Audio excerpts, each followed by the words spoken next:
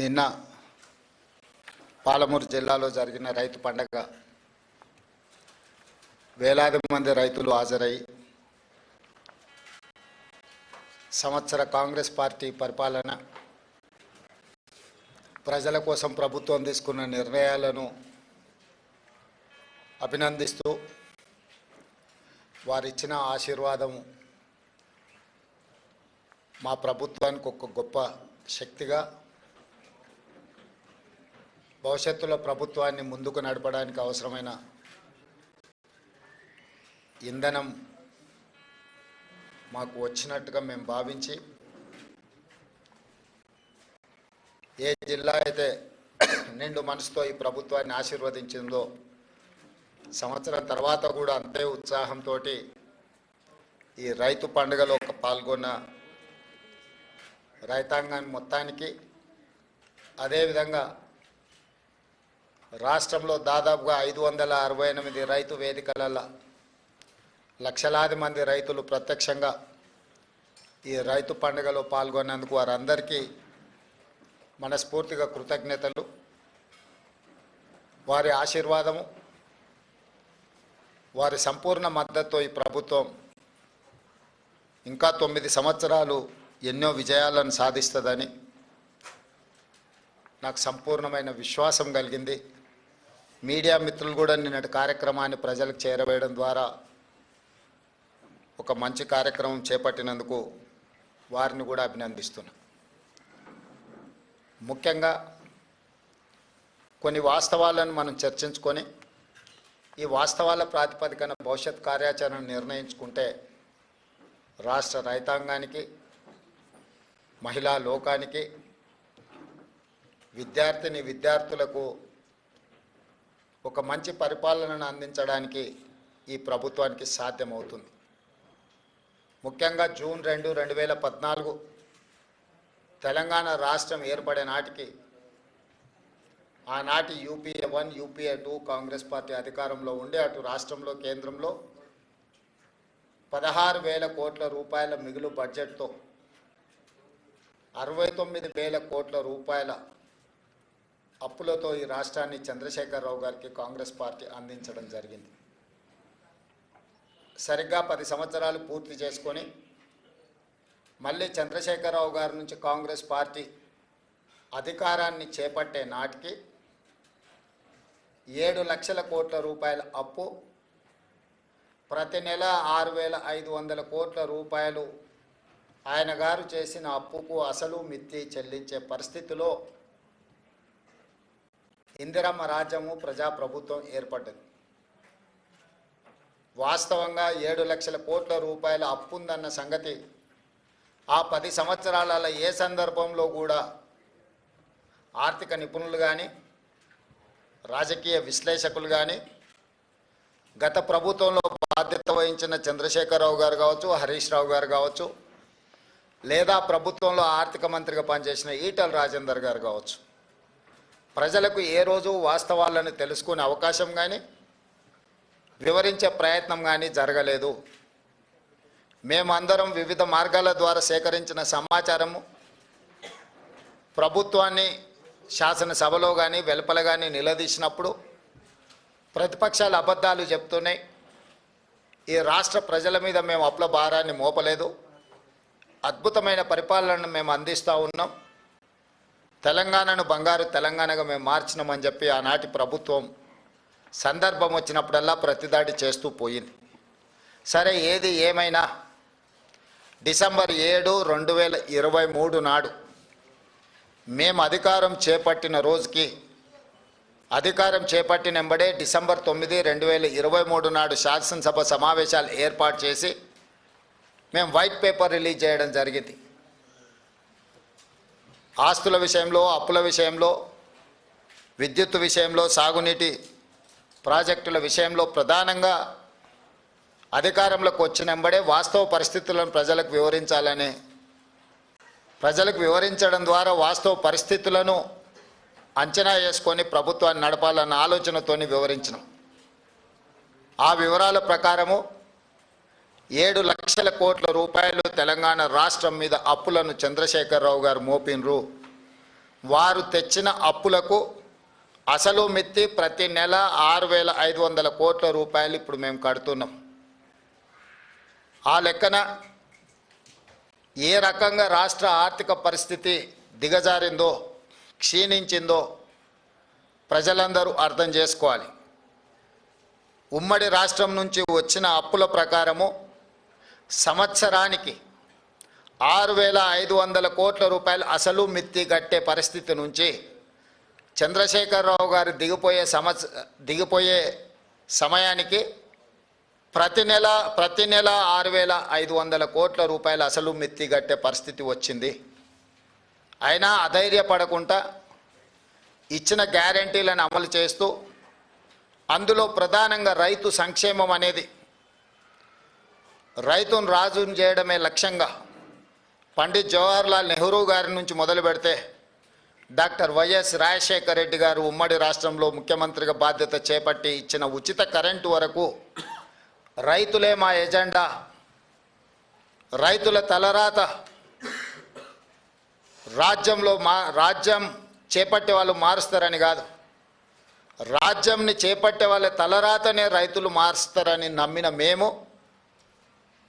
రైతులకు సాగునీటి ప్రాజెక్టులు కావచ్చు, హరిత విప్లవం కావచ్చు, అదేవిధంగా ఉచిత విద్యుత్తు కావచ్చు, సబ్సిడీలో ఎరువులు కావచ్చు, కనీసం మద్దతు ధర పండించిన పంటకు కావచ్చు, ఈ విధంగా చెప్పుకుంటూ వెళ్తే ఏది చేసినా కూడా ఆహార భద్రత చట్టం కావచ్చు, ఉపాధి హామీ పథకం కావచ్చు, ఇవన్నీ కూడా రైతు కూలీలను దృష్టిలో పెట్టుకొని చట్టబద్ధత కల్పించి రైతులను ఆదుకునే ప్రయత్నము నెహ్రూ గారి నుంచి మొదలు పెడితే రాజశేఖర రెడ్డి వరకు ఇది కాంగ్రెస్ పార్టీ చేపట్టిన గొప్ప సమూలమైన మార్పులు. ఈ సమూలమైన మార్పులతో రైతుల జీవితాలలో సంపూర్ణమైన వెలుగులు వచ్చినాయంటే రాలేదు. అకాల వర్షాలు కావచ్చు, కరువులు కావచ్చు, పాలకుల మధ్యలో వచ్చిన పాలకుల నిర్లక్ష్యం కావచ్చు, రైతులు చాలా కష్టాలలో కన్నీళ్ళలో ఉన్నారని కాంగ్రెస్ పార్టీ ఎప్పుడు నమ్మి మొదటి ప్రాధాన్యత కింద కాంగ్రెస్ పార్టీ అధికారంలోకి వచ్చిన ఎంబడే వానాకాలం రైతు బంధును చంద్రశేఖరరావు గారు ఎగగొడితే మేము అధికారంలోకి వచ్చిన ఎంబడే చంద్రశేఖరరావు గారు ఎగ్గొట్టిన రైతు బంధును జనవరి నుంచి మొదలుపెట్టి మార్చి లోపలనే 7,625 కోట్ల రూపాయలు మొదటి విడత కాంగ్రెస్ అధికారంలో రాగానే రైతు బంధు పథకాన్ని మేము అమలు చేసినాము. నేను మళ్ళొకసారి చెప్తున్నా, 2023 వానాకాలంలో రైతులకు రావాల్సిన రైతు బంధును చంద్రశేఖరరావు గారు ఎగ్గొట్టడం వలన మేము అధికారంలోకి వచ్చినంబడే రైతుల యొక్క కష్టాలు తీరవడం కోసము 7,625 కోట్ల రూపాయల రైతు బంధు గతంలో బకాయి పెట్టిన వాటిని మా ప్రభుత్వం చెల్లించింది మొదటి విడతగా. ఆ తర్వాత రైతు రుణమాఫీ ఎన్నికల్లో ఇచ్చిన మాట, పార్లమెంట్ ఎన్నికల సందర్భంగా జరిగిన సవాళ్ళు, వీటి నేపథ్యంలో రైతులకు ఇచ్చిన మాట ప్రకారము 2 లక్షల రూపాయల రైతు రుణమాఫీ 15 ఆగస్టు లోపల చేస్తామన్న మాట నిలబెట్టుకోవడానికి 25 రోజుల్లోనే దాదాపుగా 17,869 కోట్ల రూపాయలు 3 విడతలుగా 21 లక్షల మంది రైతు 18 లక్షల మంది 22,22,067 మంది రైతులకు 17,869 కోట్ల రూపాయలు 15 ఆగస్టు నాటికి మేము మాఫీ చేయడం జరిగింది. దానికి సంబంధించి 18/7/2024 11,34,412 మంది రైతులకు 6,034 కోట్ల 96 లక్షలు మొదటి దఫా రైతుల ఖాతాలలో ₹1,00,000 వరకు ఉన్న రుణమాఫీని ఆ రోజు చేయడం జరిగింది. ఫేజ్ 2లో 30/7/2024 నాడు 6,40,823 మంది రైతులకు 6,190 కోట్ల రూపాయలు 1,50,000 వరకు రుణమాఫీ ఉన్న వాళ్లకు, రుణాలు ఉన్న వాళ్లకు ఖాతాలో రెండో విడత వేయడం జరిగింది. మూడవ విడత 15 ఆగస్టు 2024 నాడు 4,46,832 మంది రైతు కుటుంబాలకు 5,644 కోట్ల 25 లక్షలు. 3 విడతలలో 17,869 కోట్ల రూపాయలు 22,22,067 మంది రైతు కుటుంబాలకు మేము మాఫీ చేయడం జరిగింది, వాళ్ళ ఖాతాలో వేయడం జరిగింది. నిన్న 30/11/2024 నాడు 2,747 కోట్ల రూపాయలు మహబూబ్ నగర్ జిల్లాలో చివరి విడతగా 4వ విడతగా గతంలో సాంకేతిక లోపాలతోటో లేదా రేషన్ కార్డుల విషయంలో కొంత గందరగోళం ఉండడమో లేదా బ్యాంకులు వివరాలు అందించడంలో కొంత తాత్సారం చేయడమో రకరకాల కారణాల చేత 3,13,897 రైతు కుటుంబాలకు 2,747 కోట్ల 67 లక్షలు నిన్న వాళ్ళ ఖాతాలో వేయడం జరిగింది.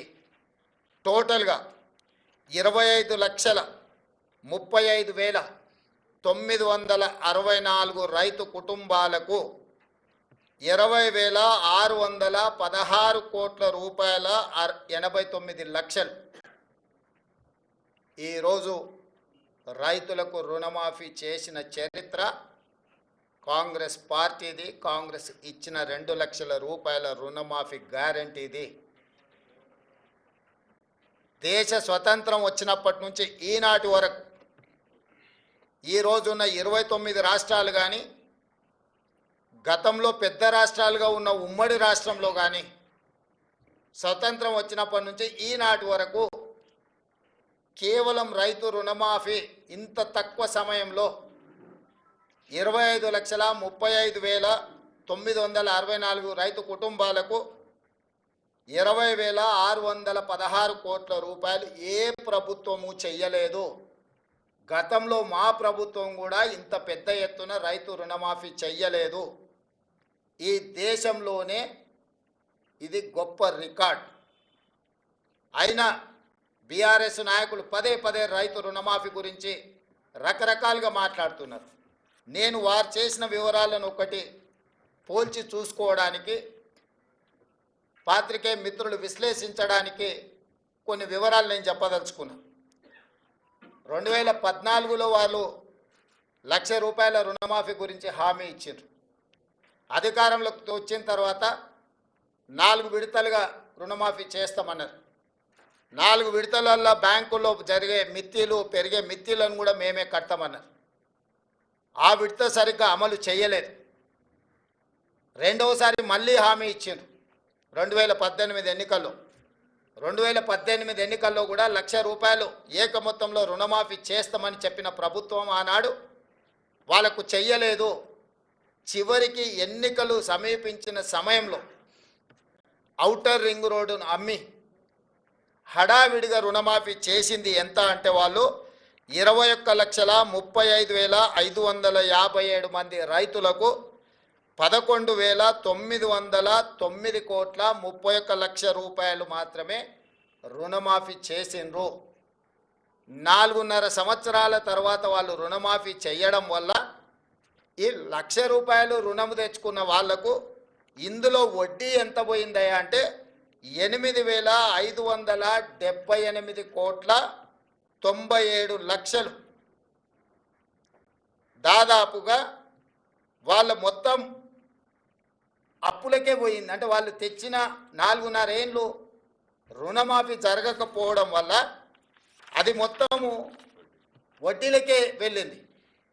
దాంతో నికరంగా వాళ్ళు చేసిన రుణమాఫీ ఎంత అంటే 3,331 కోటి రూపాయలు మాత్రమే. సింపుల్గా చెట్టు కింద లెక్కలు చెప్పాలంటే వాళ్ళు ఇచ్చింది 2018 నుంచి 2023 వరకు 5 సంవత్సరాల పరిపాలనలో చంద్రశేఖరరావు గారు ముఖ్యమంత్రిగా రైతులకు 11,909 కోట్ల రూపాయలు రుణమాఫీ చేసిండు. ఆ రుణమాఫీలో వడ్డీ 8,578 కోట్ల రూపాయలు వడ్డీ కింద పోయింది. కేవలం 3,331 కోట్ల రూపాయలు మాత్రమే అసలు కింద జమ అయింది. 5 సంవత్సరాలలో ఆయన చేసిన రుణమాఫీ 3,331 కోట్ల రూపాయలు. వారు ఈరోజు సంవత్సరం తిరగకంటే ముందే దాదాపుగా 20,616 కోట్ల రూపాయలు రుణమాఫీ చేసిన మమ్మల్ని తప్పు పట్టాలని, దోషిగా నిలబెట్టాలని ఏదో ఊబలాట పడుతున్నారు. ఇది రైతులు గమనించరా? రైతులకు అర్థం కాదా? ఎందుకంటే రైతు అప్పు తెచ్చుకున్నది రైతు, మిత్తి చెల్లించింది రైతు, రుణమాఫీ జరగక బాధపడ్డది రైతు. ఈరోజు మేము వేసే సొమ్ము రైతుల ఖాతాల్లో ప్రత్యక్షంగా పడుతుంది. కాబట్టి తద్వారా రైతులు ఎంత ఆనందంగా ఉన్నారో ఈ విషయాలను పరిగణలోకి మీడియా మిత్రులు కూడా తీసుకోవాలి. ఇప్పుడు మీరు రైతు బంధు వానాకాలము బకాయి పెట్టి పారిపోతే మీరు పెట్టిన బకాయిని కూడా వస్తానే 7,625 కోట్ల రూపాయలు మేము చెల్లించిన వానాకాలం రైతు బంధు.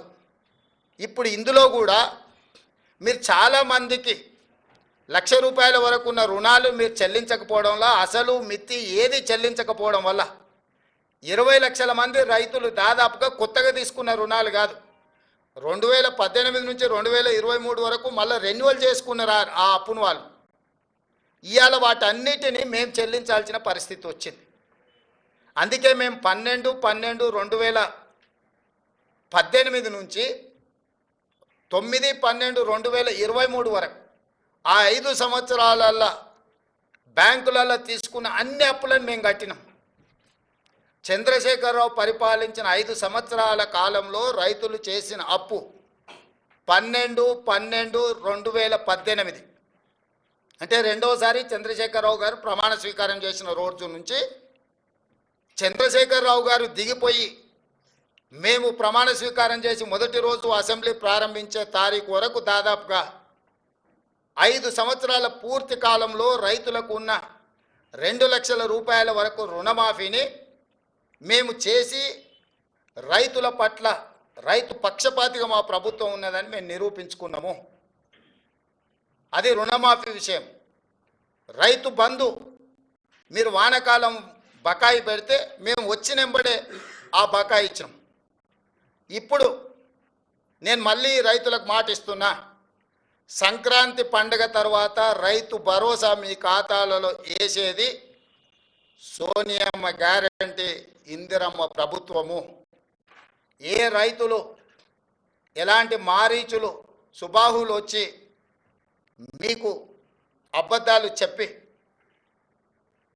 ఆనాడు పురాణాలలో విశ్వామిత్రుడు యజ్ఞం చేస్తుంటే రాక్షసులు ముఖ్యంగా మారీచుడు సుబాహులు వచ్చి ఆ యజ్ఞాన్ని భగ్నం చేయాలని ప్రయత్నం చేస్తే రామలక్ష్మణులు ఎట్లయితే కాపలా కాసి విశ్వామిత్రుడు చేపట్టిన యజ్ఞాన్ని సంపూర్ణంగా పూర్తి చేసిండ్రో ఈనాడు కూడా మా ప్రభుత్వము రైతు భరోసా కొనసాగిస్తుంది. సంక్రాంతి పండుగ తర్వాత సోనియా గాంధీ గారి గ్యారెంటీగా నేను చెప్తున్నా, మీ రైతు భరోసా మీ ఖాతాలో పడుతుంది. ఎవరిని నమ్మకండి. ఇట్లాంటి మారీచులు మీ దగ్గరికి మారు వేషంలో వస్తూనే ఉంటారు. ఆనాడు సీతమ్మను ఎమర్చడానికి బంగారు లేడీ రూపంలో వచ్చిన మారీచుడే ఈరోజు మారు వేషంలో మళ్ళీ బీఆర్ఎస్ బీజేపీల రూపంలో మీ దగ్గరకు వస్తారు. ఈ మారీచులను మీరు విశ్వసించకండి. సంక్రాంతి పండుగ తర్వాత మీ రైతు భరోసా మీ ఖాతాలలో పడుతుంది. విధి విధానాలకు సంబంధించి మంత్రివర్గ ఉపసంఘం వేసిన బట్టి విక్రమార్క గారు, పొంగులేటి శ్రీనివాసరెడ్డి గారు, తుమ్మల నాగేశ్వరరావు గారు, ఇతర మంత్రుల చేత మంత్రివర్గ ఉపసంఘాన్ని విధి విధానాలను ఖరారు చేయడానికి వేసినాం. రాబోయే శాసనసభ సమావేశాలలో విధి విధానాల మీద చర్చ పెట్టి ఏ రకంగా కార్యాచరణను తీసుకొని ముందుకు వెళ్దామో నిర్ణయించుకొని డిసెంబర్ నెలలో జరిగే శాసనసభ సమావేశాలలో సభలో చర్చ చేసి విధి విధానాలను ఖరారు చేసి సంక్రాంతి పండుగ తర్వాత మీ రైతు భరోసా మీ ఖాతాలలో వేసే బాధ్యత మా ప్రభుత్వం తీసుకుంటుందని చెప్పి నేను రైతులకు గ్యారంటీ ఇస్తున్నా. రైతు రుణమాఫీ చేస్తామన్నాం, చేసి చూపించినాం. రైతు బంధు చంద్రశేఖరరావు గారు బకాయి పెట్టి పారిపోతే వాటిని కూడా 7,625 కోట్ల రూపాయలు రైతుల ఖాతాలో మేము వేసినాము. ఇప్పుడు కూడా రైతులకు రైతు భరోసా అందించే బాధ్యత మా ప్రభుత్వం తీసుకుంటుంది. దీనికి సంబంధించి శాసనసభలో చర్చలు చేసి మంత్రివర్గ ఉపసంఘం ఇచ్చే నివేదికను శాసనసభలో ప్రవేశపెట్టి విధి విధానాలను ఖరారు చేసి రైతు భరోసా పథకం కొనసాగుతుంది. మారీచులను మారువేషంలో వచ్చే వాళ్ళను, అది బీఆర్ఎస్ వల్ల బీజేపీ వల్ల చూడకండి, నమ్మకండి, వాళ్ళ మాటలు వినకండి. అదేవిధంగా ఈ సీజన్లో మేము వరి వంగడాల విషయంలో 500 రూపాయల బోనస్ ఇస్తామని చెప్పినాం. చాలా అపోహలు సృష్టించే ప్రయత్నం చేసిండ్రు. ఎవరయ్యా అంటే గతంలో వరేస్తే ఉరేసుకున్నట్టే కొనుగోలు కేంద్రాలే ఉండవు, కొనుగోలు కేంద్రాలు ఎత్తేసినాము, ఎవరు పండించుకుంటే వాళ్ళ కర్మ అని చంద్రశేఖరరావు గారు ముఖ్యమంత్రిగా అధికారికంగా వారే మాట్లాడి చెప్పారు. ఒకటి కొనుగోలు కేంద్రాలు మూసేస్తున్నాం, కేంద్రం కొనడం లేదు కాబట్టి మేము కూడా కొనడం లేదని బాధ్యత కలిగిన ఆనాటి ముఖ్యమంత్రి గారే మాట్లాడినరు. ఆ తర్వాత ఇంకా ఒక అడుగు ముందుకేసి ఉరేసుకుంటే ఉరేసుకున్నట్టే, అది మీ కర్మ అని చంద్రశేఖరరావు గారు మాట్లాడినరు.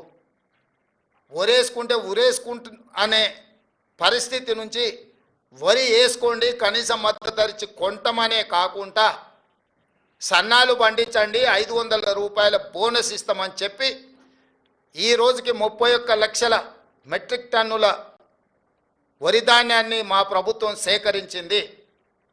500 రూపాయల బోనస్ కొనసాగుతుంది. ఒక్కసారి ఇచ్చి వదిలేయదు కాంగ్రెస్ పార్టీ. కాంగ్రెస్ పార్టీ ఆనాడు ఉచిత కరెంటు ఇస్తామన్నాం, ఎవరొచ్చినా ఇవ్వక తప్పని పరిస్థితి సృష్టించినము. ఈనాడు సన్నాలు పండించిన వాళ్ళకి 500 రూపాయలు బోనస్ ఇస్తామన్నాం, వానాకాలం ఇచ్చినాం, రేపు వచ్చే సీజన్కు కూడా 500 రూపాయల బోనస్ కొనసాగుతుంది. అయితే రైతులకు నిపుణులు తెలంగాణ సోనా, బీపీటీ, హెచ్ఎంటీ ఇట్లాంటి వంగడాలు వేస్తే ఎక్కువ ఉత్పత్తి వస్తుంది, రైతులకు మేలు జరుగుతుంది అని చెప్పి కొంతమంది శాస్త్రవేత్తలు మాకు చెప్పడం జరిగింది. అందుకే నేను రైతులకు సూచన చేస్తున్నా, తెలంగాణ సోనా, బీపీటీ, హెచ్ఎంటీ లాంటి వంగడాలు వేస్తే మీకు పంట అధికంగా వస్తుంది. ఇవి తెలంగాణలో ఎక్కువగా తింటారు. ఎందుకు ఇలాంటివి ఏమంటున్నాం, చాలా రకాలు ఉన్నాయి, 31 రకాలు ఉన్నాయి సన్నాలకు సంబంధించి మేము జీవో ఇచ్చినాం. కానీ తెలంగాణలో ఉండే ప్రజలు అత్యధికంగా తినేది తెలంగాణ సోనా, బీపీటీ లేకపోతే హెచ్ఎంటీ. ఈరోజు రేషన్ షాపులలో సన్న బియ్యం ఇస్తామని మాట ఇచ్చినాం. మన తెలంగాణ రైతులు తెలంగాణ భూముల్లో పండించిన వడ్లు కొని వాటిని బియ్యంగా మార్చి పేదలకు రేషన్ షాపులో అవే బియ్యం ఇవ్వాలనుకుంటున్నాము. ఈరోజు సంక్షేమ హాస్టళ్లలో ఎస్సీ, ఎస్టీ, బీసీ, మైనారిటీ గురుకులాలు, కస్తూర్బా స్కూళ్ళు, ఏ ప్రభుత్వ పాఠశాలలలో భోజన పథకం అమలు జరుగుతుందో వాళ్ళందరికీ కూడా సన్న బియ్యంతోనే భోజనం పెట్టాలి. అది తెలంగాణ నేల మీద పండిన పంటలతోనే వాళ్ళ కడుపు నింపాలన్న ఆలోచన చేస్తున్నాము. నేను రైతులకు విజ్ఞప్తి చేస్తున్నా, మీరు నాణ్యత కలిగిన సన్న వడ్లు పండిస్తే అవి బియ్యంగా మారి తిరిగి మన పేదల కడుపు నింపడానికి అవకాశం ఉంటుంది. ఈరోజు మీరు పండించే సన్న వడ్లు ఎఫ్సిఐకో ఇతర రాష్ట్రాలకు తరలించకుండా తెలంగాణ ప్రజలకే మళ్ళీ బియ్యం రూపంలో పేదలకే పంచాలనుకుంటున్నాం. కాబట్టి మీరు పండించే పంట మళ్ళీ మన వాళ్ళే భోజనం చేస్తారు. కాబట్టి దాని పట్ల కూడా తెలంగాణ రైతాంగం సన్నాలు పండించాల్సిందిగా నేను సూచన చేస్తున్నా. కాబట్టి ఈ విషయాలలో ఎలాంటి అపోహలకు తావు ఇవ్వకండి మీడియా మిత్రులారా. మీ వైపు నుంచి కూడా సహకారం అవసరం ఉన్నది. ఏంటంటే ఈ పథకాలు అమలు చేయడమే కాదు, అమలు చేస్తున్న విధానం కూడా ప్రజలకు చేరాలి. ఆ విధానాన్ని వివరించాల్సిన బాధ్యత రైతు బిడ్డలుగా మీ మీద ఉన్నది. ఇక్కడ ఉన్న వాళ్ళు 99% గ్రామీణ ప్రాంతాలలో రైతుల బిడ్డలే ఈరోజు పాత్రికేయులుగా ఇక్కడ ఉన్నారు. ఇది రైతులకు సంబంధించిన విషయము.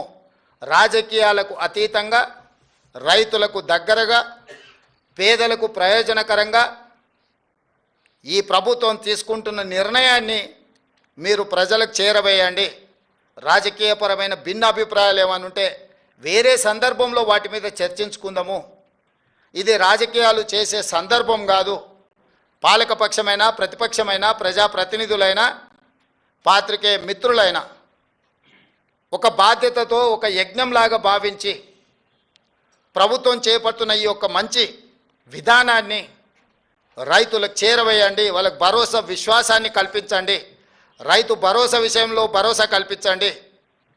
బోనస్ విషయంలో వాళ్ళకు భరోసా కల్పించండి. ఈ ప్రభుత్వం రైతుల కోసమే ఉన్నది. వ్యవసాయం దండగ కాదు, వ్యవసాయం పండుగ చెయ్యాలి. చేసి చూపిస్తాం. ఇప్పటి వరకు చేసినాం, భవిష్యత్తులో కొనసాగిస్తాం.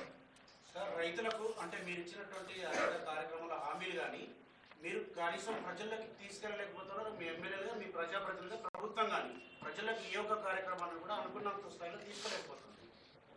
అదే అందుకే ఇంతకుముందే మీ బాధ్యత అదే గుర్తు చేసిన. మామూలుగా చిన్నపిల్లలు అంటారు చూడు, సేమ్ టు యూ అని.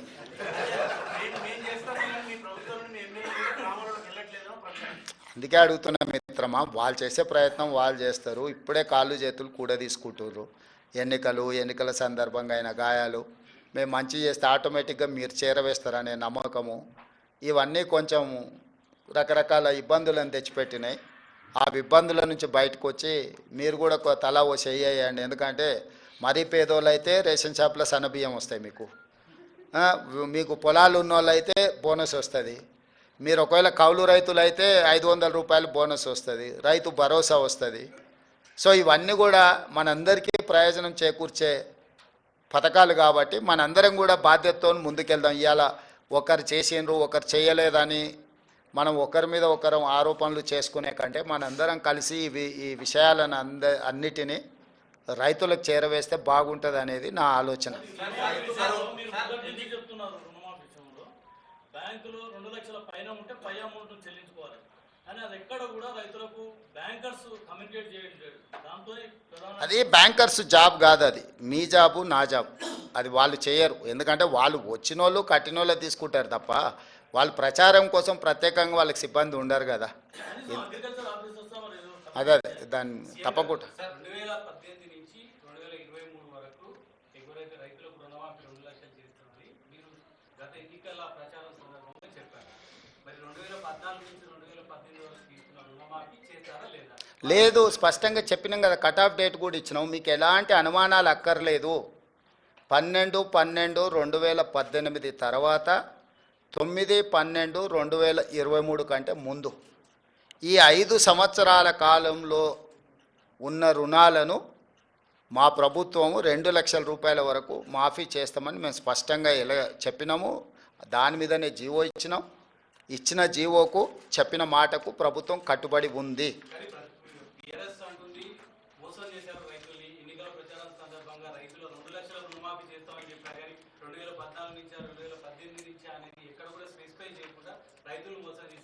నేను అంతకుముందే చెప్పిన వాళ్ళు మారీచులు సుబాహులు అని. వాళ్ళ గురించి మనకి ఎందుకు మిత్రమా? ఇది ఒక పండుగ వాతావరణం.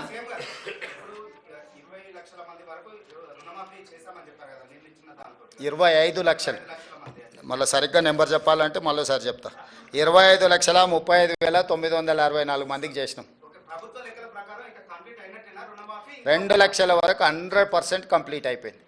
2 లక్షల రూపాయల వరకు బ్యాంకుల్లో 12/12/2018 నుంచి 9/12/2023 మధ్యకాలంలో 2 లక్షల రూపాయల రుణమాఫీ తీసుకున్న వాళ్ళు సంపూర్ణంగా పూర్తి అయిపోయినరు. మా దగ్గర ఉన్న సమాచారం ప్రకారం 100% రుణమాఫీ చేసినాము. ఏదైనా బ్యాంకు 1/2 ఎక్కడైనా ఎవరిదైనా ఒకవేళ రాకపోతే ఇంకేదైనా కారణం చేత ఎక్కడైనా ఏదన్నా కారణం చేత ఏదైనా 1/2 ఎక్కడైనా ఉంటే ఉండొచ్చు. అంటే హ్యూమన్ ఎర్రర్ ఉంటుంది. 100% అని చెప్పడానికంటే హ్యూమన్ ఎర్రర్ ఏదైనా ఉంటే ఉండొచ్చు, ఇంతవరకు నా దృష్టికి రాలే. ఏదైనా ఉన్నది ప్రభుత్వం దృష్టికి వస్తే ప్రభుత్వానికి బేసిజాలు లేవు. మొదట ఇచ్చిన 22,22,067 మంది తర్వాత ఈ 3,13,000 మంది వాళ్ళు సవరించుకొని వివరాలు తీసుకొస్తే ఎంబడే ప్రభుత్వం మళ్ళీ స్పందించి ఇచ్చింది. 15 ఆగస్టు రోజు వరకు బ్యాంకులు ఇచ్చిన సమాచారం మా దగ్గర అంతనే ఉంది, 2 లక్షలు. ఆ తర్వాత వివిధ సందర్భాలలో మీరైనా అధికారులైనా ఇంకొకరైనా లేకపోతే ఎవరికైతే రుణమాఫీ జరగలేదో వాళ్ళు ప్రభుత్వం దృష్టికి తెస్తే ప్రభుత్వం మిగతాయి కూడా నిన్న విడుదల చేసింది. సో మేము